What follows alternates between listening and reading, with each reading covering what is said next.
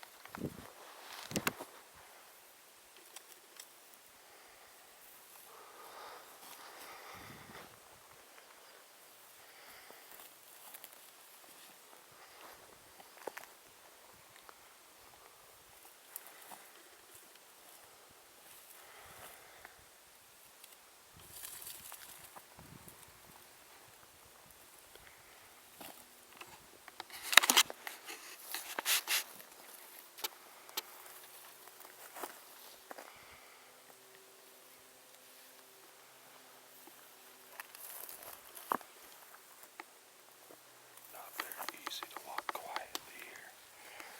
Nothing but rock.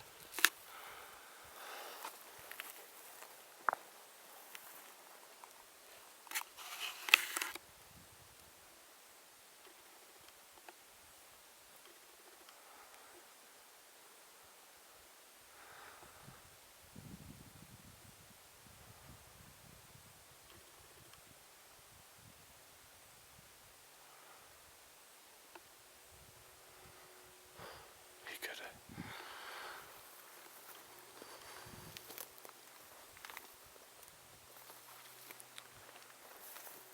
He could have got down and out of sight from us. He could have got down in that cut right there. Right there.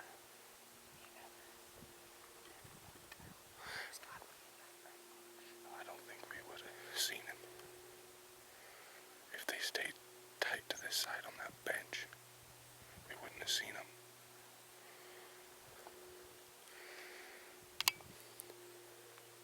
Let's get over there and look down that draw. Bush stopped moving. Deer disappeared. Didn't know where they went. That ground in there could be kind of deceiving. What looks like wide open, there could be a ridge in there, a little finger in there, and you just don't know it. It drops lower, and that's exactly what had happened. Those deer kind of dropped down a little bit lower and were feeding off down below, and we hadn't seen them. The hill was blocking them. So we decided to put a little bit of a stalk, just real slow, move across the ridge high. Not skyline, but we were kind of walking the edge of a rock slide there. And just real slow moving, trying to just get as close as we could. We knew they were there. They hadn't busted out. That buck was just so occupied with that doe. He was going to follow her no matter where she went. So as long as we didn't spook her out, we had a pretty good chance of getting them. started moving, and we see her pop out of the bush, and her legs are shaking. She ain't moving. He obviously worked her over pretty good, and he comes up off the top side of the bush, and he was moving. He was moving up the ridge. He was going to come up and over and kind of drop down into that buckbrush Taryn was in earlier. Kind of their MO. They said, they've been walking that ridge back and forth and back and forth. So he had moved out to about I think it was like 360, 365, which I'm still comfortable. My rifle, previously I shot it at about 500 and had a decent grouping at 500. And 2 weeks before, we had a coyote come out, and I shot a coyote at like 480 yards or something like that, and center punched him. So, I knew my gun was on. I knew I was comfortable with it. The only problem was I didn't have a good base. I didn't have a good stable base. The hill was just so steep. There was no way to get the bipod down and have it comfortable. So I was free arming it.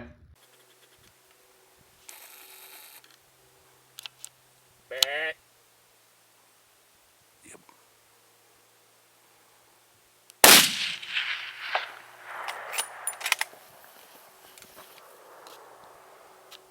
He's right there. Dropped him. I got it. I filmed that.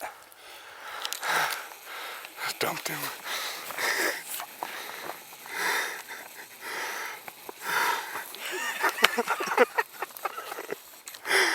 I fucking got it. I'm falling down the mountain. Oh, hell yeah, Jordan. Good shot. He melted. I ended up hitting him right at the base of the neck and the shoulders. And it did what it needed to do. I'm shooting 300 Win Mag Seekins. I've actually got the rifle here. This is my 300 Win Mag made by Seekins here in Lewiston, Idaho. This is the Venison 300. I believe it's the first of the kind. I actually got it from a buddy. Bought it from a buddy who used to work at Seekins. He was an engineer at Seekins. He had gotten that rifle. It's the only one of its kind with the Venison 300 serial number, so that's pretty cool. One of a kind rifle. And I'm shooting a 200 grain EDLX from Hornady. And they did its, that bullet did its job. It just melted him. He didn't take another step. He didn't suffer. Nice thing about it was, where I'd shot him, he was about 50 yards from the top of the ridge. Bad thing about it is, deer do their death kick. And he did his death kick and proceeded to roll clear to the bottom of the ridge. Did not stop. Went clear down to the bottom.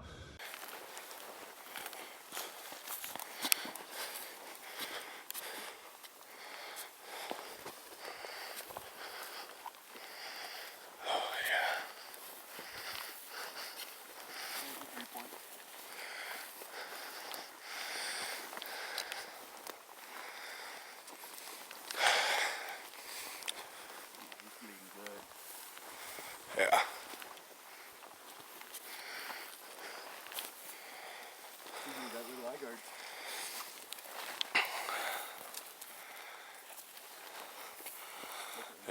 There he is.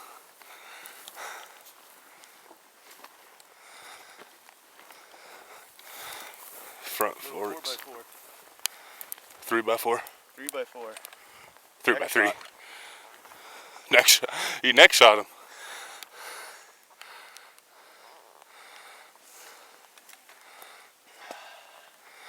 Okay.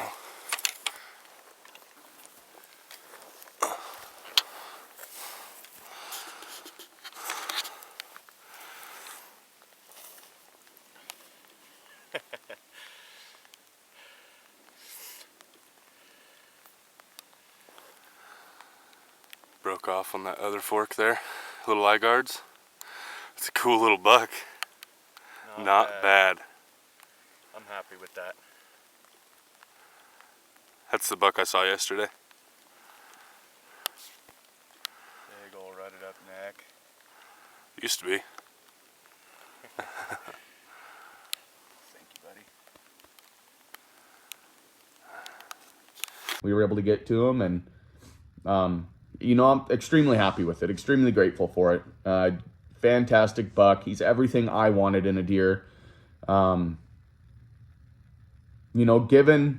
the kill off, given all the circumstances with the CWD, just grateful. We drew a good tag. I know that there was big bucks in there growing up. There's always been big bucks in there. Unfortunately, we had the CWD move through, and unfortunately, between the CWD and the kill offs, a lot of those big trophy bucks aren't there anymore. I'm hopeful that we get the CWD under control in that unit, and maybe 10 to 15 years from now, that unit can be another trophy unit again. It was a jaunt. It was my first pack out, brand new pack I've never used before. Probably loaded it a little heavier than I needed to. Wasn't quite in the shape I thought I needed to be in going into it. And took a couple tumbles down the hill. Pack was a little heavier on my shoulders. Stood up to rest my back and legs and decided the pack was going to go down the hill. And, well, I was going with it because I was strapped in. So after a couple of test runs up the hill and stumbles down, we made it back up to the top and took a good break, made it out to the truck. And, Taryn said it a couple times throughout this hunt. This is the pain that we all strive for. This is the struggle we all strive for. This is just, as backcountry hunters, as hunters in general, you always strive for a little bit of a challenge. I don't find sitting in a stand eating Little Debbie's as fun when it comes to hunting. I like to get out and I like to work for my animals, and I see a lot more animals that way, and I see a lot more quality animals. And being out in the outdoors, being out on the river, being on the woods, that's my church. That's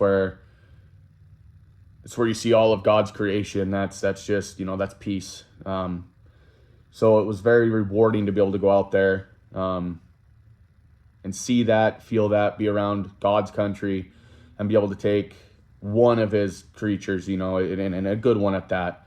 I'm just grateful. It was a great time. Nothing beats being out in the wilderness with my brother. We have an older brother who's going to tag along next year, whether he likes it or not. We're going to kind of try to make at least these backcountry, whether it be an over-the-counter, if we don't draw a controlled hunt or whatever.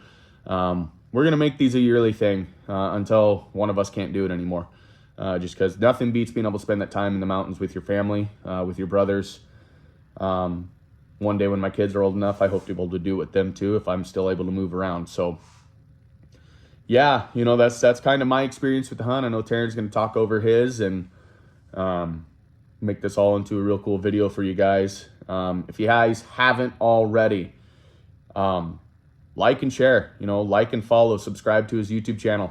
Anything helps. He posts all sorts of stuff, whether it be hunting or ice fishing, or during the summer, he does his pike fishing and his little boat stuff. I'm going to try to get him back down here on my boat next fall, and we'll do a little more salmon fishing here in Lewiston and surrounding areas. We'll go down to Brewster again. I took him down there this year and did some sockeye and salmon fishing, Chinook fishing. So we'll have a few more videos, We'll just try to grow this channel and kind of promote our area, promote the outdoors, because with the world we live in today, get outdoors. That's the best I could think of, just stay outdoors and not worry about what's going on.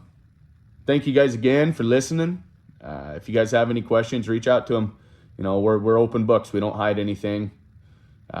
We believe in teaching everybody, and hopefully hopefully you guys learned something from it. Hopefully you guys enjoy the video, and I'll stop rambling, let you guys get on with your day. But appreciate you. God bless, and have a good one. Until next time.